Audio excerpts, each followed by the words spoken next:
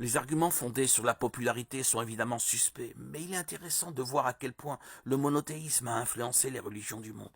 La théorie populaire de l'évolution des religions découle d'une vision évolutionniste de la réalité, en général, et des présupposés de l'anthropologie évolutionniste qui considère les cultures dites primitives comme représentant les premières étapes du développement religieux.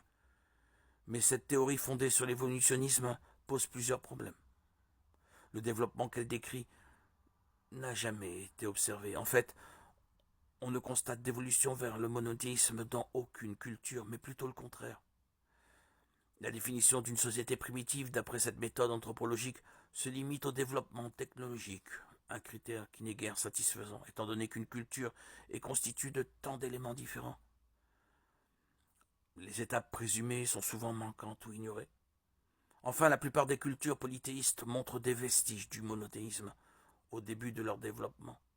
On trouve une croyance monothéiste en un Dieu personnel masculin qui vit dans le ciel, qui a une grande connaissance et un grand pouvoir. C'est lui, le créateur du monde, et l'auteur de la loi morale que nous devons respecter et à laquelle nous avons désobéi par notre nature pécheresse, ce qui nous a éloignés de lui. Mais ce Dieu créateur, ce Dieu du monde, a également pourvu à un moyen de réconciliation. Dans pratiquement toutes les religions, on retrouve une variante d'un tel Dieu à un moment donné de son histoire avant que cette religion n'évolue vers le chaos du polythéisme.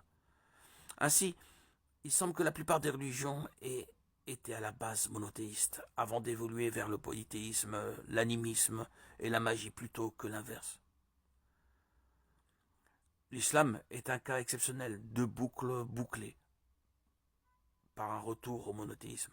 Même ainsi, le polythéisme est souvent fonctionnellement monothéiste ou énothéiste. Peu de religions polythéistes ne considèrent pas un Dieu comme au-dessus de tous les autres, les divinités inférieures n'étant que des intermédiaires.